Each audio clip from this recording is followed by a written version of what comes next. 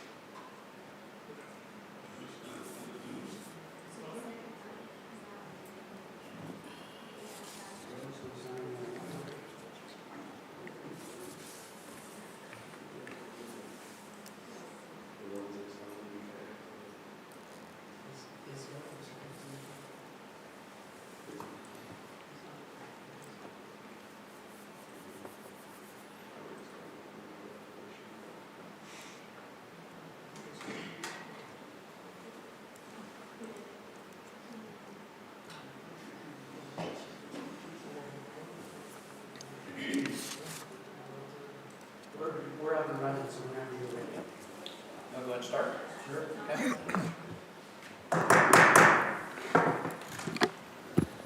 Good evening. I want to call to order the Planning and Zoning Commission meeting for Tuesday, February 3rd, 2026. A roll call. Tom Decker.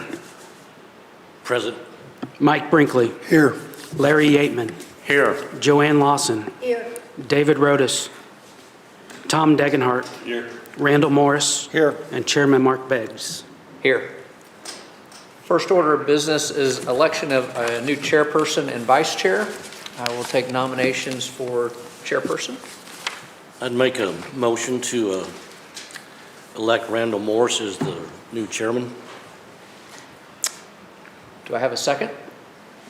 I'll second that. Okay. Any other nominations for the chairperson? Okay. Vote, please. Tom Decker. Yes. Joanne Lawson. Yes. Mike Brinkley. Yes. Larry Yateman. Yes. Tom Degenhart. Yes. Randall Morris. Abstain. And Chairman Mark Beggs. Yes. Motion carries. So I'll take nominations for vice chair. I'd make a motion to elect Mark Beggs as vice chairman. I have a second. Second. Any other nominations for vice chair? Vote, please. Tom Decker. Yes. Randall Morris. Yes. Mike Brinkley. Yes. Larry Yateman. Yes. Joanne Lawson. Yes. Tom Degenhart. Yes. And Chairman, did I say Randall Morris? I think I did. There's too many of you up there. Chairman Mark Beggs. Abstain. Motion carries. So with that, I will pass over the gavel to our new chairperson. Congratulations. All right. Good job. Yes. I want to begin by thanking Mr. Mark Beggs for his service this past year, serving as the chair of the Planning and Zoning Commission. A few housekeeping rules, please. Tonight, we're going to hear 2 cases. We'll begin with a report from the Planning and Zoning staff. They will summarize each case prior to any discussion the board members may have. We'll then ask the applicant to step up to the podium to ask or answer any questions and present support for their application. We ask the applicant to begin by stating clearly their name and address for the record because these meetings are being recorded. We will then ask for any public participation in support of the case being heard, and then anyone who may oppose the case. Again, we will ask anyone speaking to begin by stating their name and address, and please remember that the topic of discussion needs to remain pertinent to the case being heard. So tonight we're going to hear two cases, but can we first, can I get a motion to approve the minutes for our November 4th, 2025 and January 6th, 2026 meetings as presented? I'll make a motion to approve the November 4th minutes with one correction. I don't think Larry Yateman was present for that meeting. I was not. And then also approve the January 6th minutes as presented.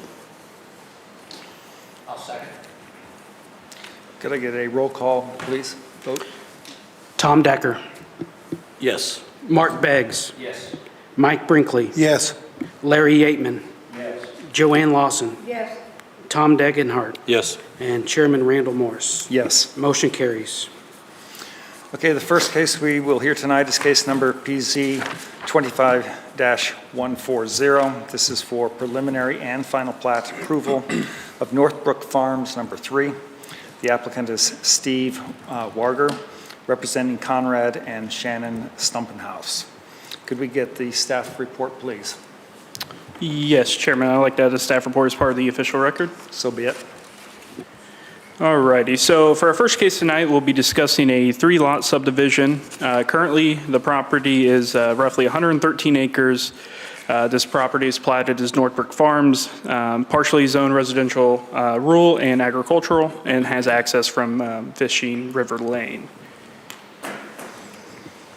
So the proposal here is to ultimately adjust property lines between Northbrook Farm subdivision, lots 4 and 5, and between those lots and a piece of unplatted property just directly to the south. And as you can see on the screen there, most of that property is incorporated within that lot 6 regarding the unplatted parcel.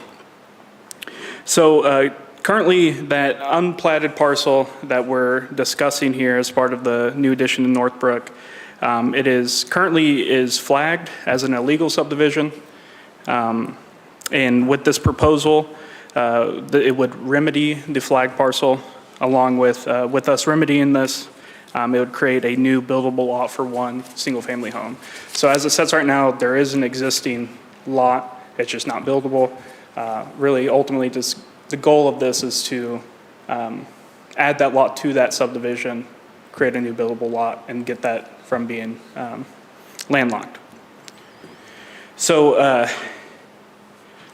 the plat consists of 3 lots again. Lot 4 would be nearly 12 acres. Lot 5 would be 95 acres, and the new buildable lot would be roughly 27 acres. And all lots would have access from a shared access there off of Fishing River Lane. So up next is the surrounding area. There in the yellow, that's kind of the outline of the subject parcel. In the orange, we have a highway. Red in the bottom left of your screen would be the city limits of Kansas City. The bottom of your screen in blue is the city of Liberty, along with the green running kind of diagonally there is I-35, and then up in the corner, purple for Kearney, just kind of give you a general idea where we're at. This property falls within the estate residential tier of the 2040 Clay County Compass Plan. This tier recommends a 5-acre minimum for lot sizes. Staff finds that this proposal is consistent with the estate residential tier due to the size of the lots being proposed. With these cases, we do public notice requirements. For this one, we sent a total of 26 letters to adjoining properties and nearby properties. We've reached out to the proper outside agencies and have received no objections to the proposal. And this case is what we consider a minor development case. The Planning and Zoning Commission, you all are the decision-making body on this case. What is on the screen right now is the approval criteria for minor development. Staff feels that the applicant has or does meet that. The next is that staff believes that the final plat is compliant with the preliminary plat that was submitted, and it meets section 151-3.6D of the 2011 Land Development Code, and staff is recommending approval with one condition. Staff would be happy to answer any questions the commission may have, and the applicant's present. Does anyone on the board have questions regarding the staff report? Yeah, I do. So how did this happen? Was that when we approved the subdivision to the north? Did we cut that parcel off? And how did this come about? Because typically we don't do that. So when this was initially platted, that section was not included. It was owned by a different individual. So we just platted what was owned under the applicant, essentially. And So that, the tract that we're talking about now, that lot 6 that's sitting there, are you saying that changed hands after we platted the subdivision to the north? Is that what you're telling me, or it was never owned? it was divided before the plat was done illegally. I don't think we went back and did the research other than it was done prior to any platting of Northbrook. So it was like a meets and bounds type Yes. deed that got transferred? Yes. And we never saw it? And that's why we flagged it, and this is one way to fix it. But yes, we can never tell people they can't just create a legal and separate it, and that's what happened in this case.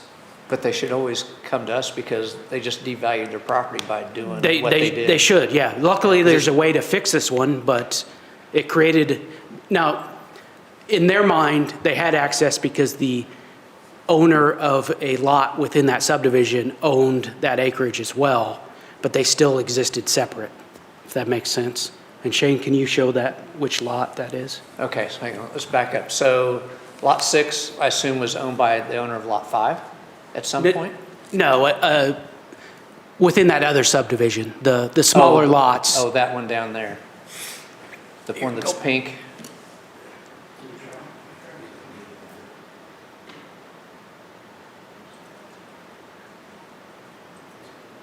So that one there. The pink one to the The west of lot 6. northernmost one in the pink. Yeah, the northeast corner. So- Northeast corner. Shane, move your cursor on. I can't quite see where that is. That one, okay. So the owner of that purchased that by a legal description. It didn't meet an exemption requirement, therefore we flagged it. Okay. So I'm also noticing on the GIS map, that little chunk. So you've got lot 6 and you've got that little cutout up there on lot 5. Is that going to be the cutout that they're using to get access to lot 6? Because the GIS doesn't show that little part on the northwest corner of lot 6. See what I'm talking about? That piece right there. Yeah, the GIS isn't showing that as a separate plat. Yeah, so that's going to be a part, or that is a part of Lot 5. So that's why we discussed it's essentially like a lot line adjustment between the two, because we're adjusting that flag lot on Lot 6, adding it into Lot 5, or adding additional so they can have proper access there. And so they're getting access off the bulb of that cul-de-sac via Right. that little extra chunk. Well, we've really made a mess of this, that's all I know. Because this is a terrible, in my opinion, way to do subdivisions. Would have been a lot better to take that bulb out, extend the road back, have some regularly sized lots. So, anyway, my opinion. Thank you. 'Cause this is a mess. I appreciate that, thank you. Yeah, terrible mess. So, that's the only questions I have. Any other questions from the, yes? Just out of curiosity, it looks like there's at least a house on lot number 1. Is there any house on lot number 2 or 3 right now? So I believe Lot number 2 just pulled their building permit for a single-family home, and I believe Lot 3 is either getting ready to pull one or has already pulled one. Yeah, and maybe lot 4, there's no current house, right? Correct. But it did look like there's a house on lot 5. Mm-hmm.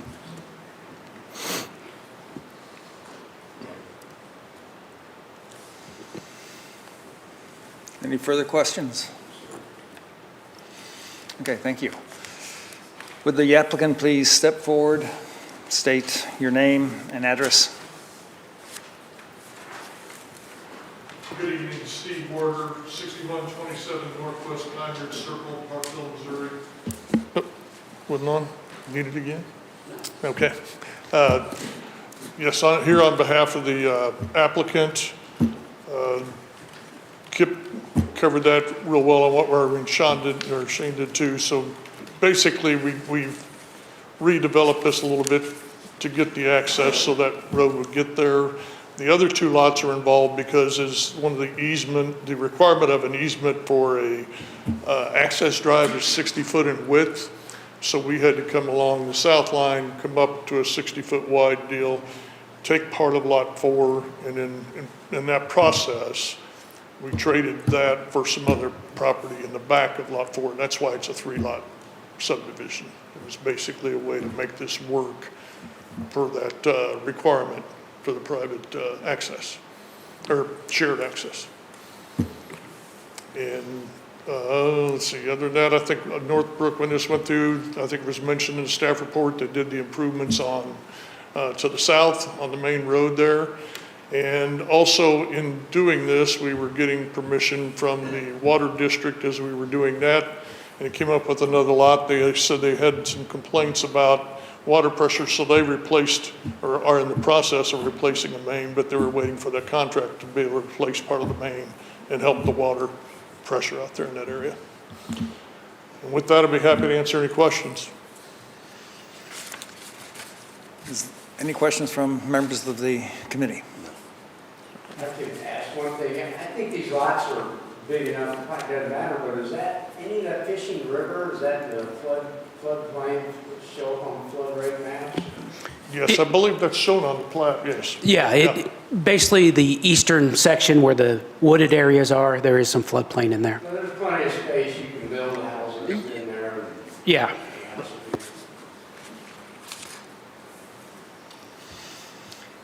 Any other questions? Does the applicant understand the staff report? And do you have any questions? No, and we're in agreement with the conditions. We're fine with the conditions as presented. Okay.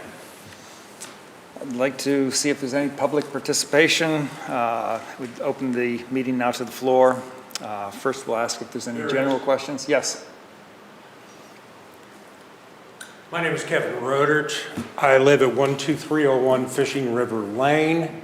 If you look at the map, the part that's marked with the pink, my property that I own, the house where I live, the one X that's marked in there, I'm right next to it. Lot 6 abuts the back of my property. Fishing River Lane, the road to the property goes in front of my property and part of that. Give you a little background. All of these lots, including lot 6, was owned by one lady. Lot number 6, not the part marked with the X, but just a lot number 6, was purchased by the individuals who have the property that's marked with an X that's pink there. They bought that lot 6 to go with their property. Stumpenfuss, the people that subdivided this, bought all of the rest of the property after that. My understanding is that the county or the state, I'm not sure which, would not allow them to build another entrance onto a highway. Therefore, they were planning on subdividing it. They got permission to go off of Fishing River Road, or Fishing River Lane, to go to their property and build it out. They then petitioned and had to have it, the lots and subdivided. When we came here before, when they had the first hearing on the subdivision, other landowners, as well as myself, came here, and one of our complaints was that there was nothing preventing them from further dividing this property. The commission's position was that they would make sure that did not occur. We are back here again today because they are again asking to add another lot and another piece of property. That lot 6 as it is not developable. You can't build a house on it. That's why they are adding the part marked with an X so they can build another house on that and sell it with lot 6 with that. That's the whole purpose. The problem that I have with that is all the traffic that's now coming on Fishing River because of these buildings of the houses. Lot 5, that lot that's left, that is the Stump and Foos who bought all of this and subdivided it, that's where their house is. Their house sits at the very end of that. They don't have any traffic goes by their house because there's the last house there. All the traffic goes down Fishing River Lane in front of us that goes back into this lot. Problems I have with that is one, it doesn't show on here, but there's a lot, I think it's either 3 or 2 that they sold. This was supposed to be residential. It's a fencing company. Every morning, their employees come by and they're almost always run late as they speed by, clearly past the speed limit, and go and run up and go over the hill, go down into their lot, get their trucks and trailers, come back out, go past the house, and this happens and comes back in the evening. So although I assume it must be zoned, it doesn't show on here that it's zoned agricultural. It was supposed to be residential, but it is a fencing company. They built a building back there for fencing equipment. That, to my knowledge, nobody lives there, and it's just a fencing company, and they're running in and out. Plus all of the other people that are now going down Fishing River Road in front of the other people who live there. So my objection is concerned is we talked about this before, about this expanding and going farther, that there's nothing preventing them from, again, subdividing and adding more. And that's exactly what we're having here today. And basically, property that was supposed to be semi-rural is now becoming a subdivision because of all of the people that are driving back and going to these other lots. And there's houses that are planned that haven't even been built. I think lot 4, there's not a house built on it, but I know that it's been purchased. I believe lot 3 next to it's been purchased to build. And so all of that business is now coming down Fishing River Lane through my house, through that subdivision. And lot 5, the owners of the property don't have to worry about it because they're at the very end of it. And that's my objections to this. Oh, okay, so you're not speaking in favor of it? I'm not speaking in favor of it at all. I mean, Which is what it's supposed to be. The purpose of dividing this is clearly to sell yet another piece of property. And the people that bought it had the house and property next to it. Lot 6, as it was designed, went with their property. Now, whether they apparently didn't register it right or do something else, but that went with their property. Okay, thank you. Is there anyone who wants to speak in support of the proposal?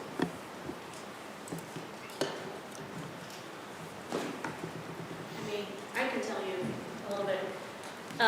I'm Shannon Stumpenhouse, and I live at 12401 Fishing River Road. So I am on lot 5. I do sit back from the street. My brother used to live next door to me and bought the biggest part of lot 6 from the original, well, not original, but the lady who'd owned the land for probably 30 some odd years. So that lot 6, the way you see it without the X, the bottom part was always its own parcel. It was always its own. That's how she was able to sell it to him so easily. Now, that had probably been I know you can't do that today. It had probably been grandfathered for who knows how long, but she had a parcel that was 142 acres, and she had a parcel that was 22 acres, and they were separated. So my brother bought that land from her, and then we bought the balance of it.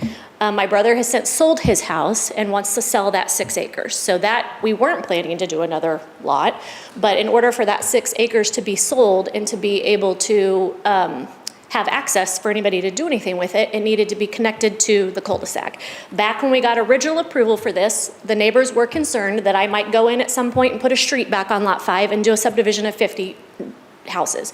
I'm not intending to do that. I will not do that. The stipulation when this was approved is that there could be no more than the driveways for each of the lots off of that cul-de-sac. So we are purposely not putting in an additional driveway because we did agree to, and it is platted, is that no additional driveways can go in. So we are sharing a driveway with that lot 6. So I will always have a shared driveway now with my property, which isn't the best benefit, but it is what it is, and that's how we were able to make this additional lot. So there will not be able to be any other development done. The only way that they can access that one lot is from my driveway. So it's one more lot. It's enabling that part of Lot 6 that has always kind of been surveyed off by itself, maybe from years and years ago, whatever, to now have access and to be, sold and combined and no longer be off on its own and be illegal. That was like that long before we ever came along. So that's all we're trying to do. It's the last lot. There's not going to be any more lots that are sold. Okay, thank you. Any questions for me?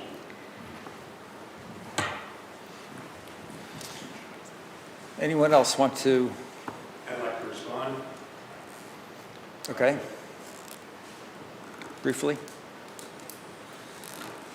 The Lot 6, as it was, is not developable.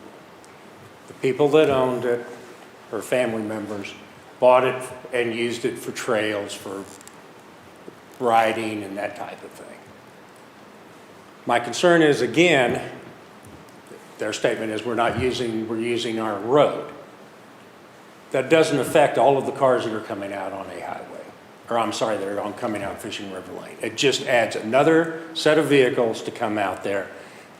I don't know what they plan on doing with it, but like I said, we have a fencing company that now is running a business out of there. And they're adding yet another lot that went with that property. They're adding another section of it so they can build yet another house on that property.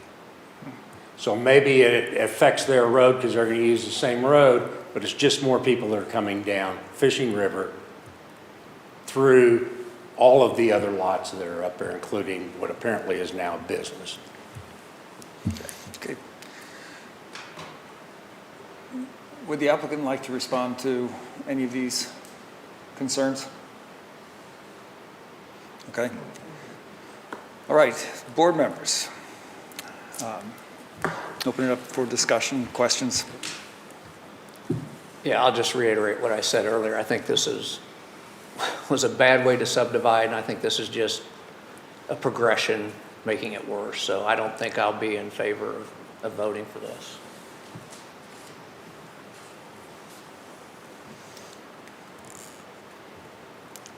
Any other questions?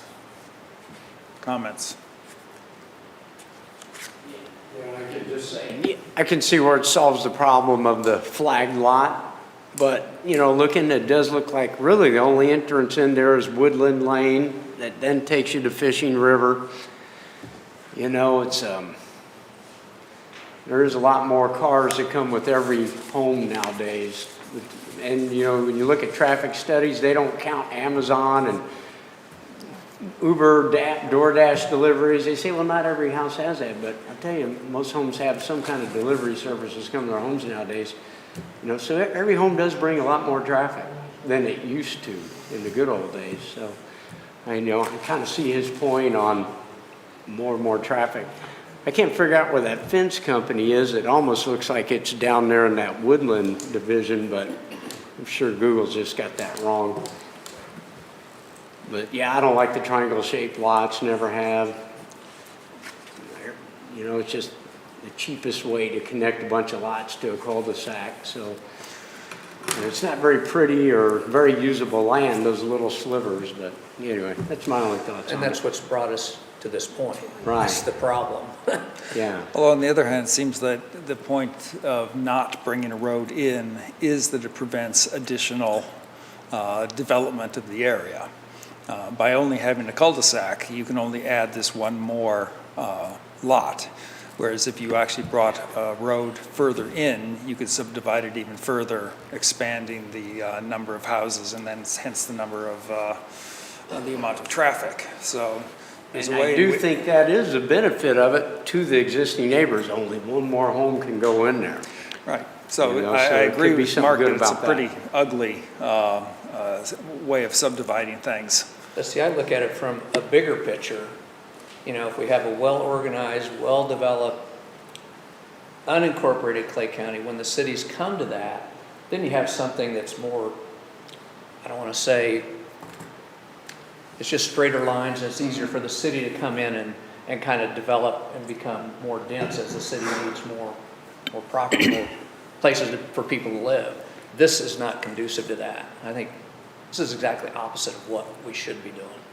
The other thing I have concerns about is, I've seen it in the past, and y'all have too. this is never going to happen, and then it happens. So taking this step is just one step closer to bigger and better things happening out there. I'm with you on this, definitely. And Chairman, do you mind if I add a couple things? No, go ahead. So the fence company, that's the first I've heard of that, so we will work on code violation with that. So we'll see if we can do something to help with that situation. Also want to let you know there is right-of-way that was platted with the original plat that would allow a street to go through there at some point if needed. So I just don't want to say that this could never be divided again. I agree, and we've had this discussion with the applicant from the start, is we did not like how this was divided, and we don't like adding the additional lot either, but Shane and I looked through the code, and we do not see anything that can keep them from doing this, that staff could point to in the code. So that's why this case is before you. So I just wanted to add those items. Can you say there's a right-of-way platted to take the street further east off of the cul-de-sac To the north and east, to yes. the northeast? May I say something about that? Could it not become a part of the Exhibit A or the attachments that right-of-way be abandoned, permanently abandoned? It could be. I'd have to look because I believe part of it's on Lot 4 and 5, so you would have to require both of those property owners to be part of that application, but I don't think they would oppose that. So yeah, I think you could do that. Well, that would eliminate the potential of additional houses if in fact a street can be extended north and east, and then the land replatted again, so. May I say, I object to something? And you've closed it, correct? Yes, we've closed to comments from the public, so not now. If this is denied, this request, the applicant could come back then with a proposal to put in a street further in and replat after that. Is that correct? You asked if this is denied? Yes. So, yeah, even if it's denied or if it's Or even approved, if it's approved. that right-of-way is there and could be used in the future. So, can never say that street won't go Although in. If this is denied, then that would be their only recourse, apart from getting the commission to approve, go against what we recommend. Well, if this board denies the application, they could appeal to county commission. Right. That's correct.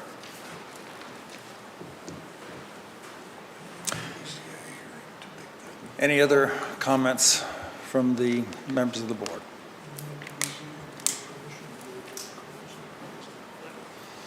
Okay, I would call then for a motion to approve or deny the case being heard.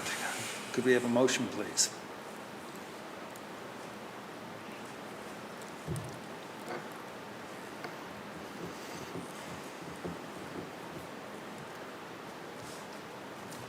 I'll make a motion to approve the preliminary plat for Northbrook Farms number 3. Do we have a second? I'll second. Could I get a roll call, please? Tom Decker, Yes. Mike Brinkley, Yes. Larry Yateman, Yes. Joanne Lawson, No. Tom Degenhart, Yes. Mark Beggs, No. and Randall Morris. No. 1, 2, 3. Passes. Yes, motion carries. Motion carries 4-3.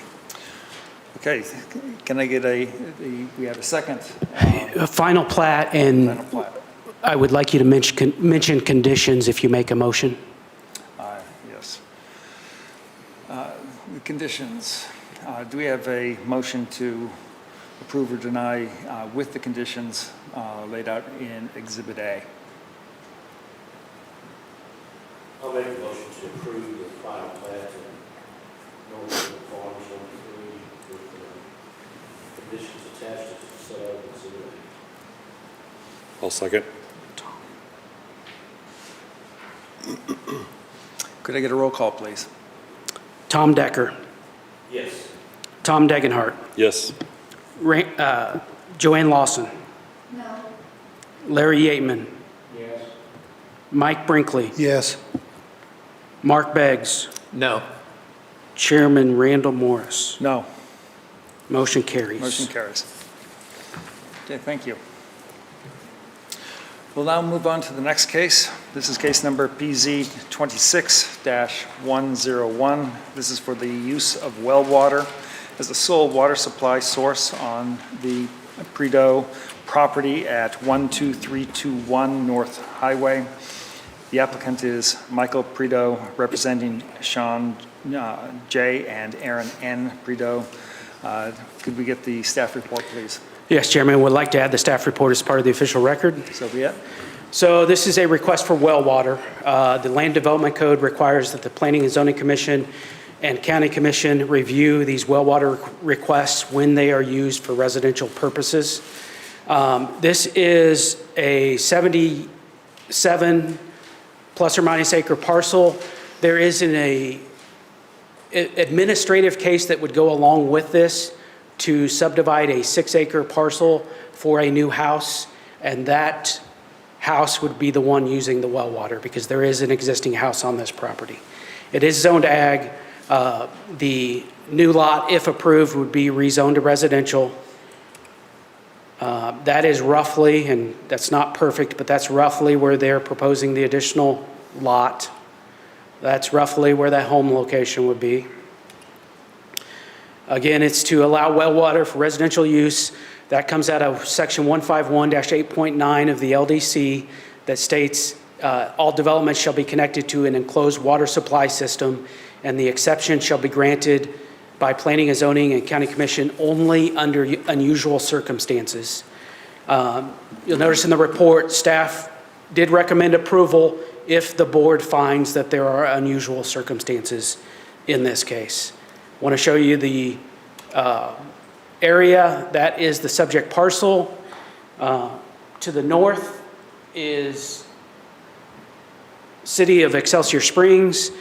So anything that's doesn't have the zoning overlay is the city. So this abuts city limits, and pretty much everything in this area is ag zone property. So I would be happy to answer any questions you have, and the applicant is present as well.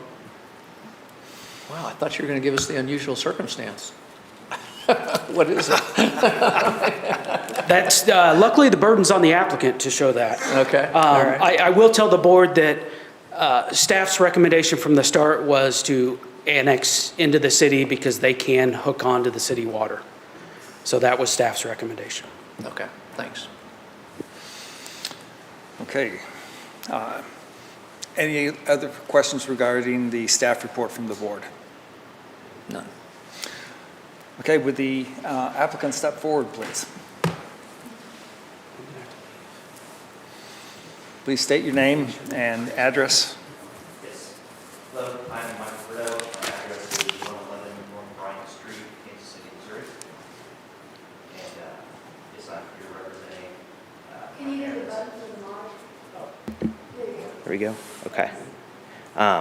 Here representing my family, my parents, and we're trying to get well water on the property that we're wishing to subdivide. We did initially try to go to Excelsior Springs to ask them about getting water hookup, and it was a very, very confusing process with a lot of changes in what they were requiring. At first, they were saying that in order for us to make this happen, my father would need to annex his entire property, and that seemed fairly strange. And then, you know, talking more to them about what we were wanting to do, they were saying, oh, well, because my dad was initially saying, okay, I can allow you to have 1 to 3 acres of land to make this work. And then Excelsior Springs says, oh, well, you know, we'll probably need like 5 acres. And then, so then we started drawing up a thing for 5 acres. And then they said, oh, well, actually, we're going to need like 10 acres. They wanted to take the whole upper part of his field where he has farming done on. And there was a lot of just strange, I don't know, ulterior motives perhaps. I don't know. They were wanting us to annex as much property as possible. And we were going through this process with them for many months. And as Kip had mentioned, yes, they were originally directing us to Excelsior Springs. And Excelsior Springs said, well, we don't really care. You can get city water if you guys annex, but you're going to need to annex this. And they sent us back to Clay County and to Kip. And then Kip said, well, this is our rules are that we need to discuss this with Excelsior Springs because of for their development planning. It's within a mile radius of their city limits. And as far as I was aware, it had nothing to do with any of their plans for the land and the development. But there was a lot of, oh, go talk to Clay County, and then go talk to Excelsior Springs, go talk to Clay County. And it seemed like once we got one thing resolved with Excelsior Springs, there was another hurdle, or there was something else, like I said. And so when we were looking into getting this well done and getting, you know, what the costs were, we figured out that we could budget this and we could make this happen. And this is the fastest and the easiest way that we are able to move forward for our growing family to have a home, as well as to be there to support and assist my parents with their property.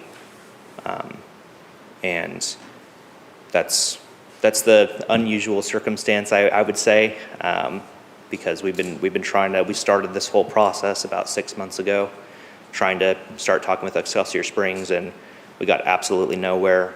And as of now, it seems the only thing in our way to make this happen through the county is to just get the well water approved. So that's why we're requesting that. Okay, do we have any questions for the applicant? Yeah, so where are you currently getting water for the house that's on there? Who's serving it? Yeah, Excelsior Springs is servicing my parents' house, and they built that house approximately 8 years ago. And Excelsior Springs has since passed their rule is saying that anything that is outside city limits must be annexed in order for them to service their water. So they are getting it through Excelsior Springs, but. Okay, thanks. Any other questions? The only thing I'd say is that when you move out like that, you don't want to live in the city. And Yeah. you kind of be forced to annex into the city just to get a service of water. But along with that comes the extra taxes and Yes. all the rest of it. And decreasing the property value, yes. Mhm. I understand where you're coming from. Thank you. You want me to make a motion? No, No. not yet. Oh, Not yet. We'll open it up to public participation then. Are there is there anyone here who wants to speak in support of the applicant?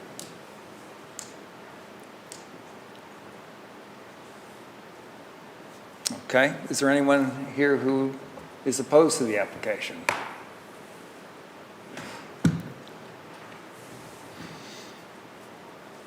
Well, okay, thank you.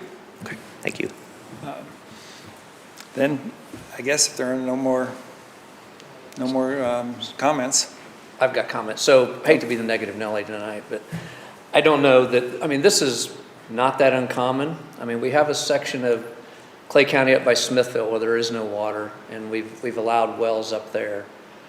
And it's just because if we start allowing people to put in wells, everybody would like to put in a well, because it's cheaper than extending a main through your property. And if we start allowing people to put wells and not extend infrastructure through their property, the next guy down the line, he's gonna have to extend not only his piece, but the guy ahead of him and everybody else down the chain that has not extended. So it really puts a roadblock on developing the rest of Clay County. And I'm not sure why a public rural water district isn't there serving water. Maybe it's at the end of their line. But everybody would like to put it, because it's cheaper. And no one wants to annex into the city if you're in an incorporated Clay County. I get that. And I get that if city's gonna extend water, they gotta get paid for it, you know, the taxes and everything else. So I just see a problem. I don't know that this is an unusual situation. I think it's very common for anybody that's building out in the county on undeveloped ground. You know, that's one of the things you need to check. Can you get electricity to it? Can you get water to it? You know, all that infrastructure. So, yeah, I just don't think this is, and I'm very sympathetic with the applicant. I know the hoops you have to jump through with government. I know it's challenging at best, but I think you've got to go through, in my opinion, those challenges have to be met as opposed to creating a bigger problem for the county where someone down the line, because what happens to the property down south of you? They want to develop. They're going to come, hey, let the guy to the north put a well in. I don't want to bring a main across. And so that's going to put us in a very bad situation because we've set a precedent here. So, yeah, I'm sorry, but I won't be able to vote in support of this. I'd love for you to be able to get a well and be able to live next to your folks, but yeah, I won't be able to support it. I just have one other thing to say. It's been many years ago.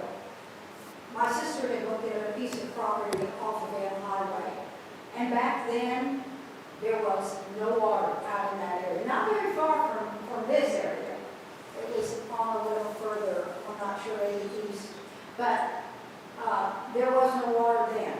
And nobody's done anything, no water district wanted to pick it up.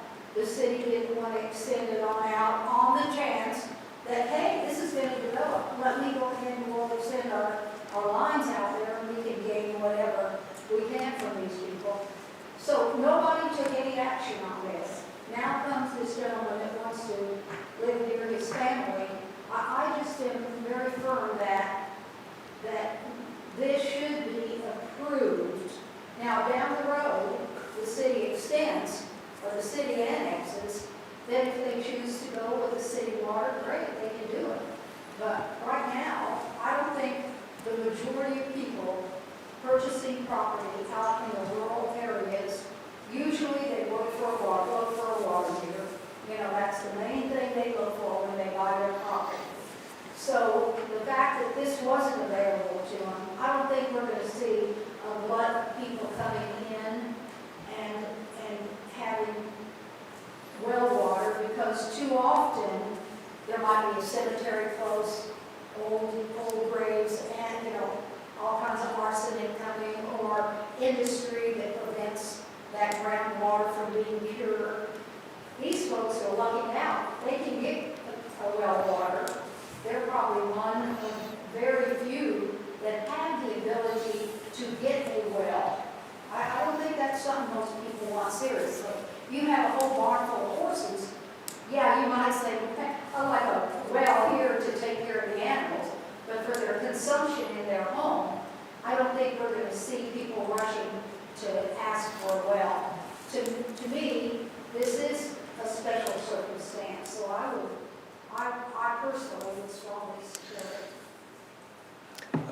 it. Go ahead. Yeah, I'm afraid I'm going to have to agree with Mark on this one. I don't see this as an unusual circumstance. Water is available. They can get water from the city. They're right next to the city. It's available for them, but they will have to go through the process that involve annexation, et cetera. But an unusual circumstance would be one in which water isn't available. It may not be the most desirable way for them to get the water, but it's available for them to get. And I think the problems that this will pose to the city in terms of people down the road that will need to get water supplied to them And this piece of property gets in the way of doing that. You have the infrastructure then is being paid for other people, and you have, as even the Excelsior Springs stated, you have the challenges for future annexation. So I would, while I'm sympathetic to this, I don't think that the situation is that unusual that it warrants approval. So I've got a question, so for staff, so I think in the past, when we've approved these wells, it's always come with the condition that when the utility was extended, there was no choice. You had to hook in. Is that still the case? Yeah, that's still the case, and I believe that's one is written on the administrative case we did for the subdivision of land. We included it with that. Okay. And just to, I'm going to lean on my contractor friend here, Mr. Decker, because I know he puts in water lines. So what would it, just in general, say a 4-inch line, if you had to run a 4-inch line across, say, a quarter-mile property, what's the cost of that, just in general? I'd say, right, $20 a linear foot. So you're talking a quarter, 120 feet, $25,000. yeah, $25,000. And when you can sink a well for $5 or $6 grand, I guarantee you people are going to take that option. And I think that is the problem that we have. So if we're faced at 25, You can't always do a well because of the circumstances around you as they test them. Very often they'll say, "Whoa, you can't do that because, you know, there's so much of this in the water, Right. or it's not safe for people, or, you know, whatever." But that solves our problem, because if they can't sink a well, then we wouldn't have, that question wouldn't get asked, and they'll have to extend. And you know, from my experience in the area, that 98% of private water wells in this area they'll test positive for E. coli and bacteria and would not pass a Missouri Department of Resource bacteria test. And I think that's another reason why the county is leaning toward, hey, let's get everybody on a safe source of water, you know, so. Another thing I've experienced is if you decide to sell this house in 8 or 10, 6 years, whatever, a lot of mortgage companies will not finance a house if it's on well water. They would insist on it being on a public water system. Especially that close probably to Excelsior, yeah. So can we put the stipulation in there that when they can have the well for now, but as soon as water is available to them by the city, that they have to switch over to that? I think that's the standard, that there is no, Yeah. that is the condition. law, Yeah, right? yes. Okay. Correct. Yeah. Okay. So it doesn't need to be added, because in Exhibit A, it's not one of the conditions. It only says that if it's unsafe for drinking. So we have it within our administrative case staff report, the one that we approved. That's part of one of the conditions, along with changes to recording copies of the plat. Okay. Are we able to respond to that? Yeah, the discussion is closed from the public right now. No other comments, questions? Then I'll look for a motion either to approve or to deny the applicant's. I make a motion that we approve this. With the conditions in Exhibit With the A? condition, you're right. In Exhibit With A. the condition that when No, city with the water- with the conditions in Exhibit A. I can't hear you. With the conditions in Exhibit A. We already have the conditions there. Okay, yeah, with the conditions of Exhibit A. Do I have a second? I'll second. Can I get a roll call vote, please? Commissioner Lawson, Yes. Tom Degenhart, Yes. Larry Yateman, Yes. Tom Decker, Yes. Mark Beggs, No. Chairman Randall Morris, No. and Mike Brinkley. Yes. Motion, The motion passes. Okay, is there any other business? Other business, yes. So, looks like we're going to have a meeting next month. I believe that's March 3rd. And the well water request, so you guys are an advisory board, that will be heard in front of the county commission on the 19th of this month. 19th, okay. What was that? Well, the well water request, that will be, you guys are an advisory board to that, so that actually will get the final approval from, or final approval or denial through county Okay. commission. Yeah. All right, thanks, Shane. Okay. Meeting's adjourned.